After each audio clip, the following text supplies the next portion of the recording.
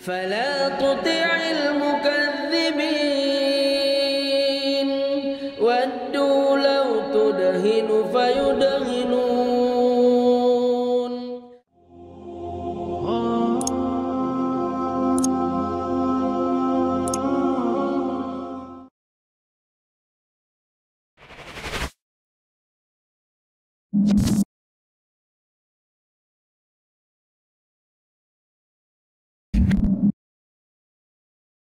Islam promotes idolatry, and this is important because this is an issue where Muslims really think they have all other religions, right? They got all other religions in check here. You guys are all the idolaters except us. Now, as I pointed out in other contexts, false prophets don't come to you and say, hey, let's commit a bunch of idolatry. They come to you and say, hey, let's bow down and show special reverence to this thing over here, but when we do it, it's not idolatry. Exactly. It's only when other people do this sort of thing that it's idolatry. Face the Kaaba, in which no Muslim will say that Allah's presence fills it in a unique way like the temple in Jerusalem. So they're bowing down to an empty, let's face it, pagan temple. There's no record anywhere of this ever prior to the time of Muhammad being anything but a pagan temple. Exactly. That's it. There's no denying that. But notice what we said. False prophets don't come to you saying, hey, let's go commit a bunch of idolatry. Let's bow to that thing over there. But it's not idolatry. It's not idolatry when we bow to the same building that the pagans bowed down to.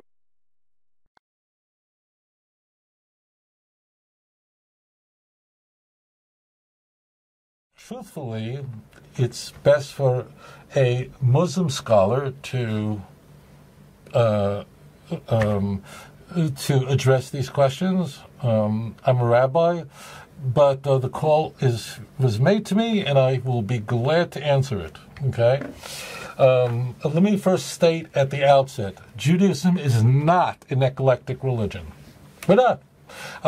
If you are a true monotheist, if you say that there is one God and there is no other, as the prophet Isaiah and almost every prophet scream this, there really isn't much room for Hare Krishna.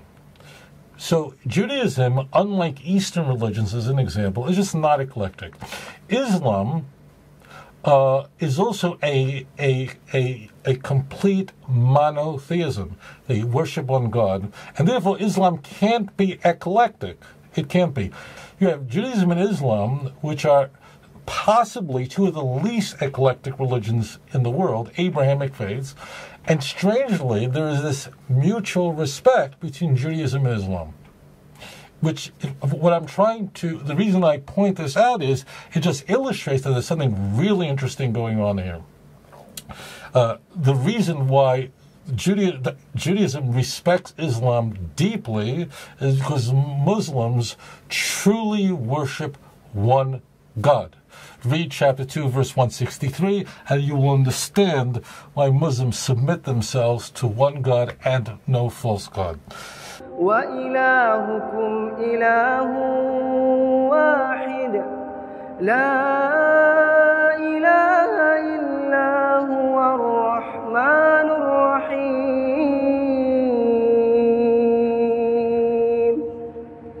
Does this mean that Judaism and Islam are identical?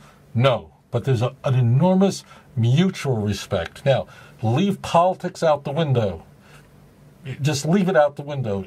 That's why Jews and Muslims really got along so well for so long. Until recent years, for unfortunately a political problem, but this has nothing to do with... this has nothing to do with religion, it has to do with politics, and politics poisons everything. Everything. So the question is, if in fact... I will stand up for my cousins. I have no problem doing that. If in fact that Muslims are submitting themselves before the one true God, why are they going on a Hajj, which is one of the pillars of Islam? Why are they going to Mecca, and they're going to what's called the Kaaba? That word simply means the cube, and they're going around it 7 times. Why are they doing this? After all, that Kaaba was a place of idolatry. And it was. And every Muslim in the world will say to right now that's watching or listening to the show is going, Amen, he's absolutely correct. There were actually hundreds of gods that were worshipped in Mecca during the Jahiliyyah, which means at a time when the Arab world was in a state of, the word really means stupidity or lack of knowledge. Okay? The key point of the Kaaba is that following the advent of Islam, meaning of Muhammad's message to his constituents is, and it's really in Islamic tradition, I should correct that, following the teachings of the Quran, Muslims then took what was a place of idolatry and transformed it into a place where one God is worshipped. So therefore, every Muslim will say, of course the Kaaba was a place where hundreds of gods are worshipped. This is a very well-known part of the history of the pre-Islamic period of Mecca. Everyone knows that. Everyone knows that prior to the advent of Islam, Arabs in that region were burying their daughters alive. So the key is that when Muslims go on a Hajj, which in the Islamic faith, every Muslim is required to do that if they're able to financially and physically. If they're able to, they're required once in their lifetime to go to Mecca on this Hajj. They're not going there worship a cube, worshiping the Kaaba, which means cube. They are worshiping one God, and they are shouting the name La ilaha illallah. So the answer to the question is that the Kaaba was a place of idol worship until the advent of Islam, and the people who are Muslims worship one God, and they worship no other, and that is the most central creed of Islam. In fact, if you don't accept that there is one God and no other, and that God is Allah, and every Muslim believes that Abraham was a prophet of blessed memory. Every Muslim believes that Yitzhak was a prophet of blessed memory. Every Muslim believes that Yaakov was a prophet of blessed memory. Every one of them do. There are disputes among Muslims on fine points, but there is no such thing as a Muslim who does not believe in the Quran. Okay? So therefore, yes, the Kaaba was transformed from a place of idolatry into a place of worshiping one God. And therefore, they're not worshiping idols by going to the Kaaba. They're worshiping one God. And that's what they're expressing in their pilgrimage. So that's the answer to your question.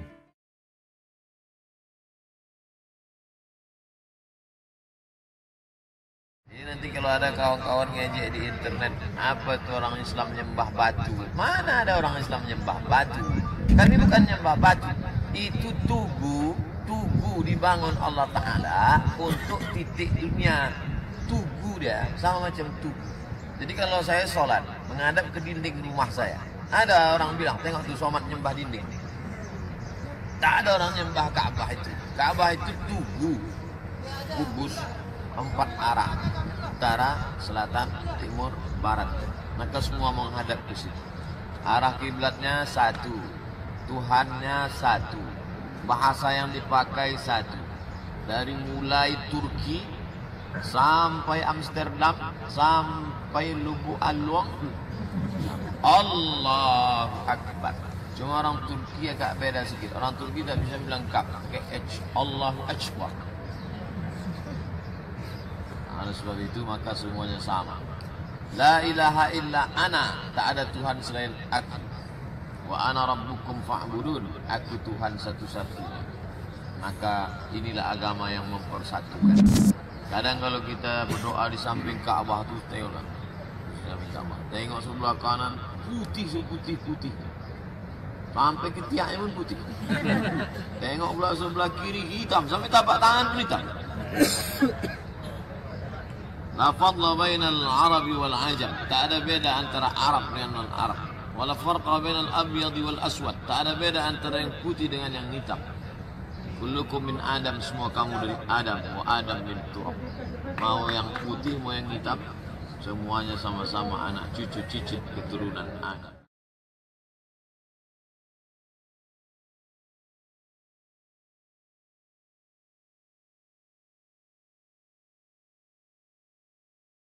ولا تطع كل حلاف مهين هماز مشاء بنميم